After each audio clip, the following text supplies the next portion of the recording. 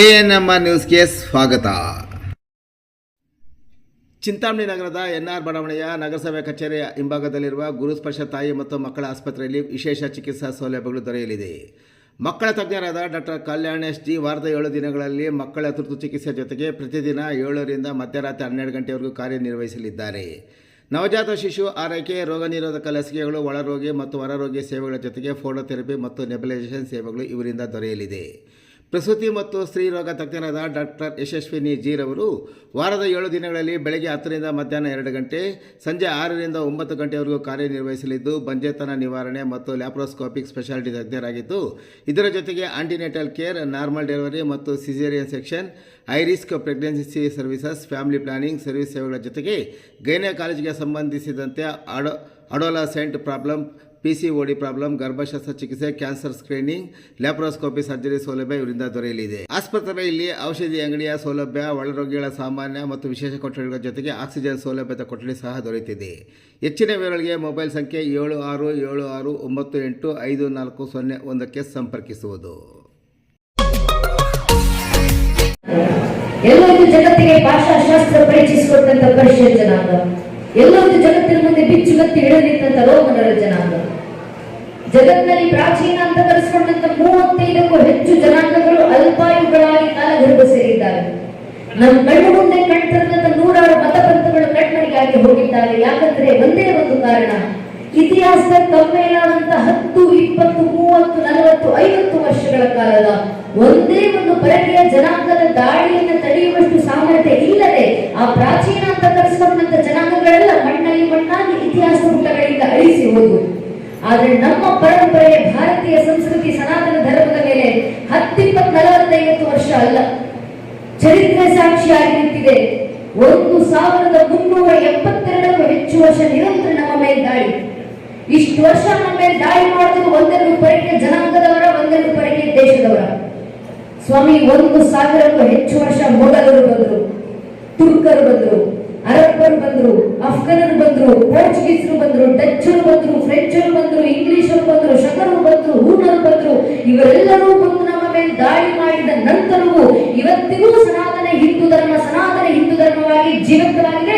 ಭಾರತೀಯ ಸಂಸ್ಕೃತಿಯಾಗಿ ಬದುಕ್ತಾ ಬಂದಿದೆ.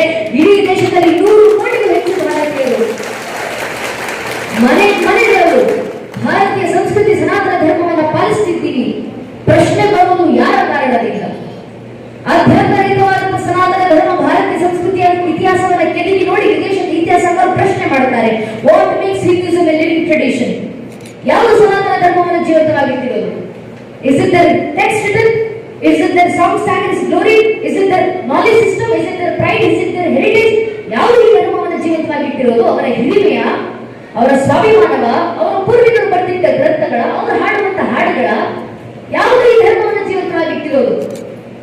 ಕೊನೆಗೆ ಇಡೀ ಸನಾತನ ಧರ್ಮದ ಇತಿಹಾಸವನ್ನು ಕೆದಕಿ ನೋಡಿ ಆದಿ ಅಂತ್ಯ ಯಾವುದು ಸಿಗದೆ ಕೊನೆಗೆ ಇತಿಹಾಸಕಾರ ನಿರ್ಧಾರ ಮಾಡ್ತಾರೆ. Hinduism is living tradition not because of their knowledge system, not because of their heritage, neither is it because of their pride, nor is it because of their songs and sang its glory. ಯಾವುದು ಸನಾತನ ಧರ್ಮ ಜೀವಂತವಾಗಿಟ್ಟಿದೋ ಉತ್ತರ ಇವತ್ತಿಗೂ ಜಗತ್ತಿನ ಇತಿಹಾಸಕಾರರಿಗೆ ಸಿಕ್ಕಿಲ್ಲ.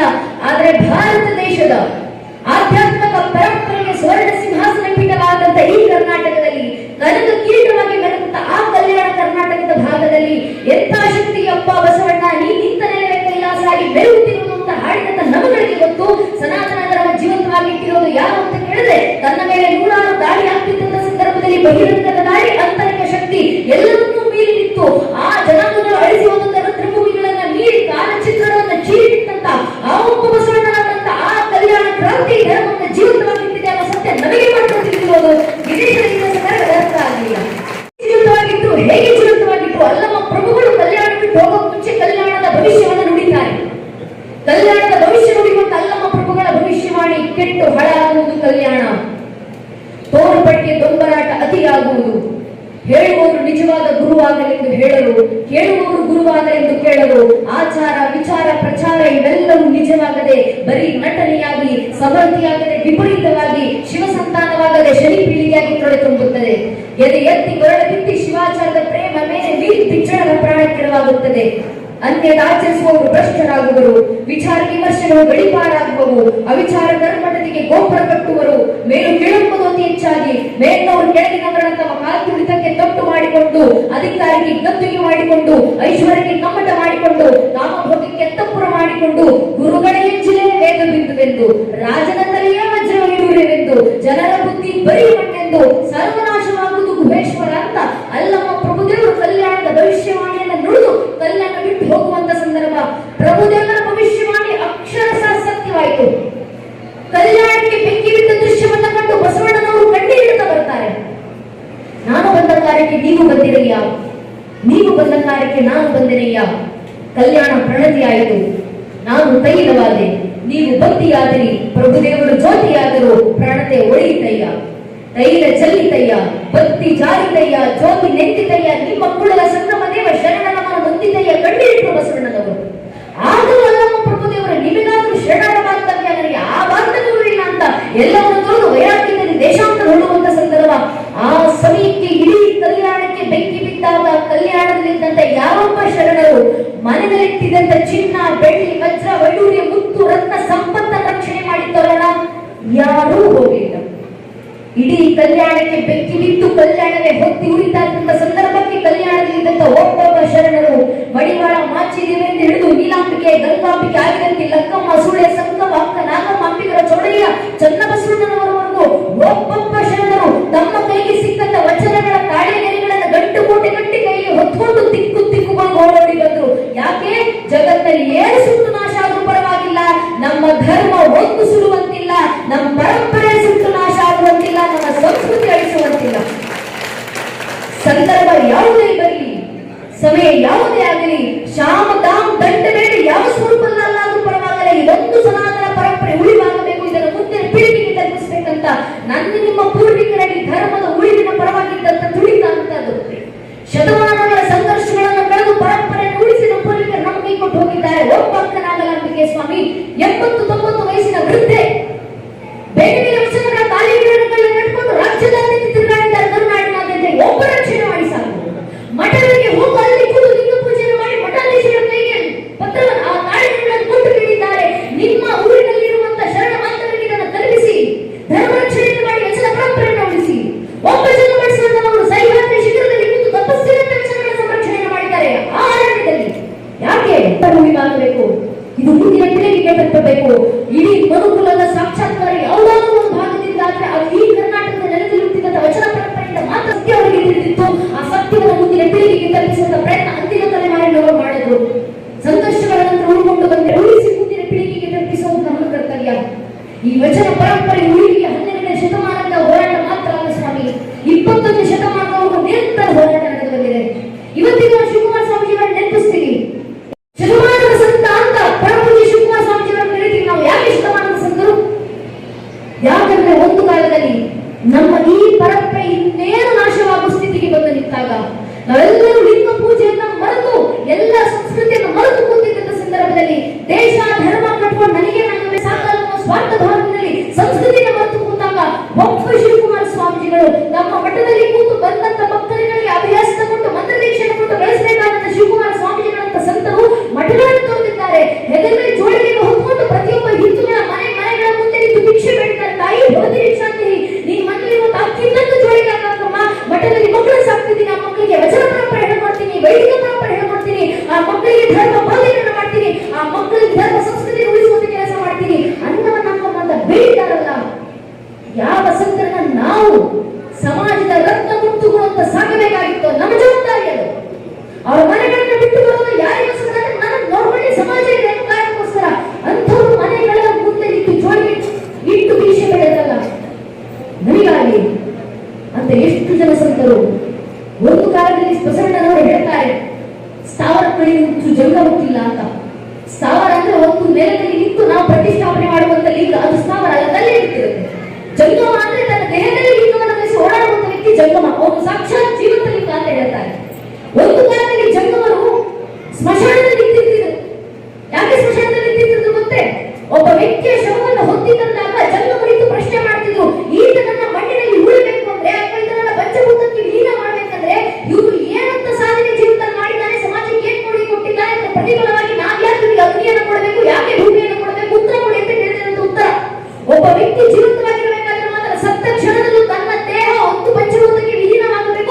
ಭೂತಾಯಿಗೆ ಅರ್ಪಣೆ ಆಗಿರುವ ಸಂದರ್ಭದಲ್ಲೂ ಕೂಡ ಸಮಾಜಕ್ಕೆ, ಧರ್ಮಕ್ಕೆ, ತನ್ನ ಕುಲಕ್ಕೆ ಏನಾದರೂ ಕೊಡುಗೆ ಕೊಟ್ಟಿದ್ದರೆ ಮಾತ್ರ ಅವರಿಗೆ ಪಂಚಭೂತಗಳಲ್ಲಿ ವಿಲೀನವಾಗುವಂತ ಅವಕಾಶ ಅಂತ ಜಂಗಮರು ಕೊಡ್ತಕ್ಕಂಥ ಆದರ್ಶ ಅದು. ಆ ಮಟ್ಟಗಿನ ಕುಲಕ್ಕೆ ನಾವು ಕೊಡಬೇಕಾದಂತ ಕೊಡುಗೆಯನ್ನು ನೆನಪಿಸ್ತಿದ್ರು ಅವರೆಲ್ಲ. ಅದನ್ನು ಜೀವನ ಪರ್ಯಂತ ತೋರಿಸಿಕೊಟ್ಟಂತಹ ಶಿವಕುಮಾರ ಸ್ವಾಮೀಜಿಗಳು, ಶತಮಾನದ ಸಂತರು. ಒಬ್ಬ ಶಿವಕುಮಾರ ಸ್ವಾಮೀಜಿಯವರು ಹುಟ್ಟಿದ್ರು, ಒಂದು ಶತಮಾನಕ್ಕೆ ಬೇಕಾದಷ್ಟು ಇಂಜಿನಿಯರ್ಗಳನ್ನ ತಯಾರು ಮಾಡಿಕೊಟ್ರು. ಒಬ್ಬ ಶಿವಕುಮಾರ ಸ್ವಾಮೀಜಿಯವರು ಹುಟ್ಟಿದ್ರು, ಒಂದು ಶತಮಾನಕ್ಕೆ ಬೇಕಾದಷ್ಟು ವಕೀಲರನ್ನ ನಿರ್ಮಾಣ ಮಾಡಿಕೊಟ್ರು. ಒಬ್ಬ ಶಿವಕುಮಾರ ಸ್ವಾಮೀಜಿಯವರು ಹುಟ್ಟಿದ್ರು, ಒಂದು ಶತಮಾನಕ್ಕೆ ಬೇಕಾದಂತ ಆರಕ್ಷಕರ ಪಡೆಯನ್ನು ನಿರ್ಮಾಣ ಮಾಡಿಕೊಟ್ರು. ಒಬ್ಬ ಶಿವಕುಮಾರ ಸ್ವಾಮೀಜಿಯವರು ಹುಟ್ಟಿದ್ರು, ಒಂದು ಶತಮಾನಕ್ಕೆ ಬೇಕಾದಂತ ವಚನ ವೇಗದಿಂದ ಹುಟ್ಟುವಂತ ಮಕ್ಕಳನ್ನು ತಯಾರು ಮಾಡಿಕೊಟ್ರು. ಒಬ್ಬ ಶಿವಕುಮಾರ ಸ್ವಾಮೀಜಿಯವರು ಹುಟ್ಟಿದ್ರು, ಒಂದು ಕುಟುಂಬದ ಮೂರು ತಲೆಮಾರುಗಳಿಗೆ ಹೊಸ ದಿಕ್ಕನ್ನು ಹಾಕಿಕೊಟ್ಟು. ಒಬ್ಬ ಶಿವಕುಮಾರ ಸ್ವಾಮೀಜಿಯವರು ಹುಟ್ಟಿದ್ರು, ಒಂದು ಶತಮಾನಕ್ಕೆ ಬೇಕಾದಷ್ಟು ಕುಟುಂಬಗಳನ್ನು ಉದ್ಧರಿಸಿಕೊಟ್ರು. ಒಬ್ಬ ಶಿವಕುಮಾರ ಸ್ವಾಮೀಜಿಯವರು ಹುಟ್ಟಿದ್ರು, ಮುಂದಿನ ಒಂದು ಶತಮಾನಗಳ ಕಾಲ ಕರ್ನಾಟಕದ ನೆಲದಲ್ಲಿ ಬೆಳೆಯುವಂತ ಧರ್ಮದ ಒಂದು ಆಧ್ಯಾತ್ಮಿಕ ಚಿಹ್ನೆ ಒಂದಿಂಚು ಅಲಗಾಡದಂತೆ ಪ್ರತಿಷ್ಠಾಪನೆ ಮಾಡಿ ಇವತ್ತಿನ ಪರಂಪರೆಯ ಜೀವಿತವಾಗಿಟ್ಟುಕೊಂಡು ಶಿವಕುಮಾರ ಸ್ವಾಮೀಜಿಗಳ ಕಾರ್ಯ ಆಗುವಂತ ಕೆಲಸ ಪೂರ್ವಿಕರು ತೋರಿಸಿಕೊಟ್ಟಿದ್ರೆ ಈ ಸಂಘಟನೆ ಕೆಲಸ ಮಾಡಬೇಕಂತ ಇಂಥ ಜಯಂತ್ಯೋತ್ಸವದ ಕಾರ್ಯಕ್ರಮಗಳು. ನಮ್ಮ ಮಠಮಂದಿರಗಳಿಗೆ ಹಾದಿಗಳನ್ನು ಹಾಕಿಕೊಟ್ಟು ನಿಮಗೆ ತಿಳಿದ ದಾಸೋಹ ಆಗಿ ಅನ್ನ ಅಕ್ಷರ ಅಧ್ಯಾತ್ಮ ನಿರಂತರ ಸಮಾಜಕ್ಕೆ ನೀಡಿರಬೇಕು. ಯಾರು ನೀಡಬೇಕು? ಕುಲ ವರ್ಗಗಳೇ ನೀಡಬೇಕು. ಮುಂದೆ ನಿಂತು ಸಮಾಜಕ್ಕೆ ಅನ್ನವನ್ನು ಕೊಡೋದಾದ್ರೆ ಅನ್ನವನ್ನು ದಾನ ಮಾಡಿ, ಅಕ್ಷರ ನೀಡಬೇಕಾದ್ರೆ ಅಕ್ಷರವನ್ನು ದಾನ ಮಾಡಿ, ಅಧ್ಯಾತ್ಮವನ್ನು ತಲುಪಿಸಲಿಕ್ಕಾದ್ರೆ ಜ್ಞಾನವನ್ನು ತಲುಪಿಸಿ, ಯಾವುದನ್ನು ಹಾಕುಪರವಾಗಿ ತಿಳಿದ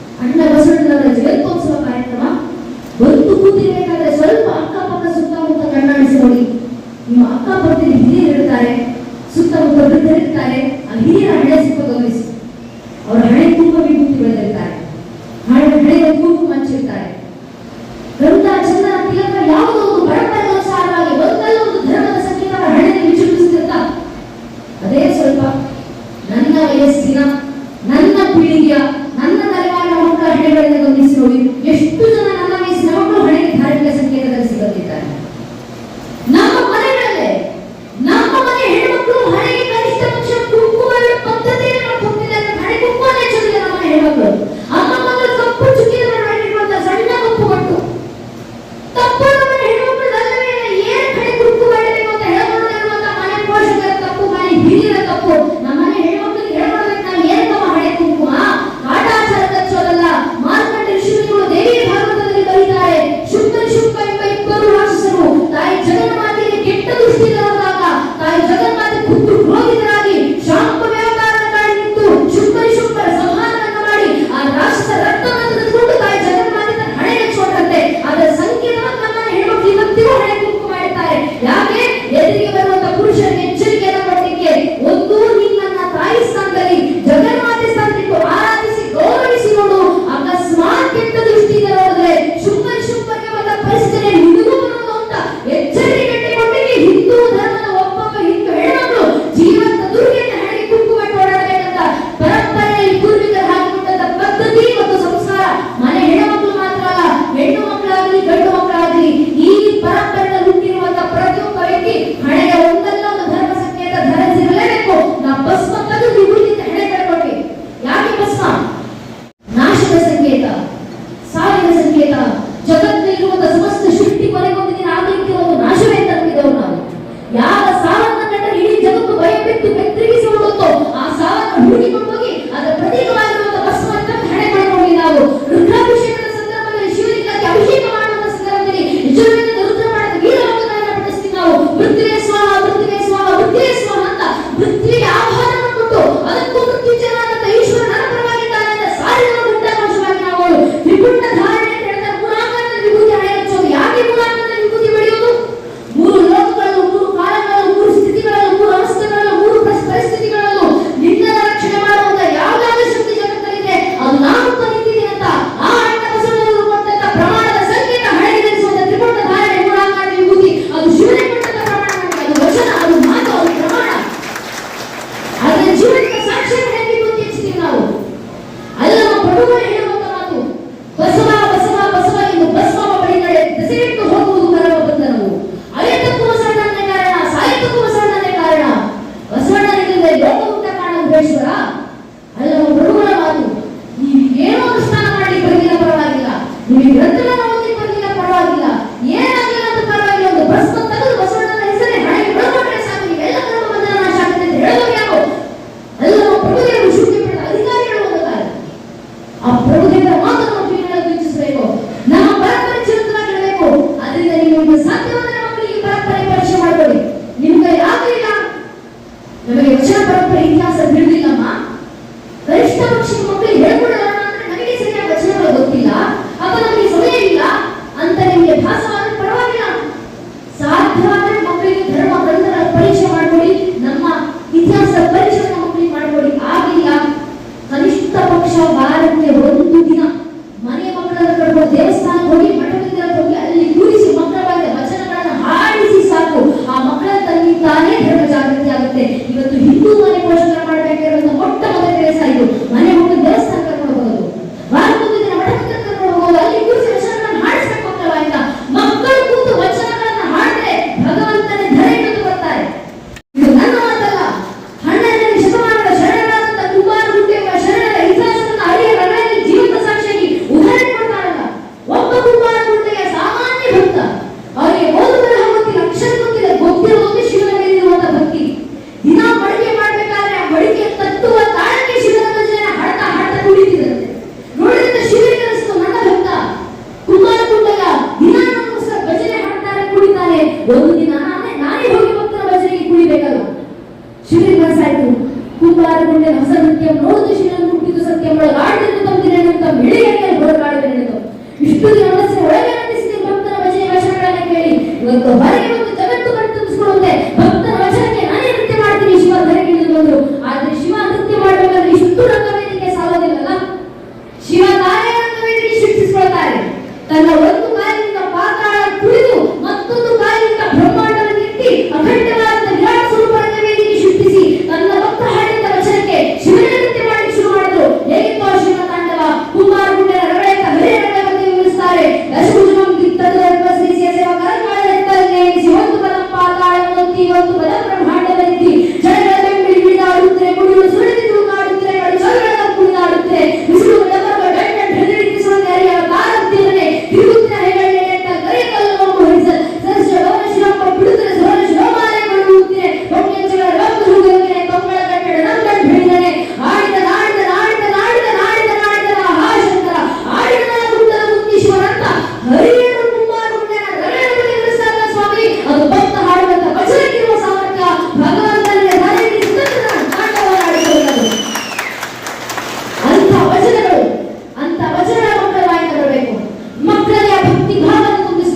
ಇದು ಬಸವಣ್ಣನವರ ಹಾಕಿಕೊಂಡಂತ ಪದ ಭಕ್ತಿ ಮಾರ್ಗ, ಅಕ್ಕ ಮಾದರಿ ತೋರಿಸ್ಕೊಟ್ಟು ಸಾಕ್ಷಾತ್ಕಾರದ ಮಾರ್ಗ, ಅಲ್ಲಮ ಪ್ರಭುಗಳು ತೋರಿಸ್ಕೊಟ್ಟು ಬಯಲ ಮಾರ್ಗ.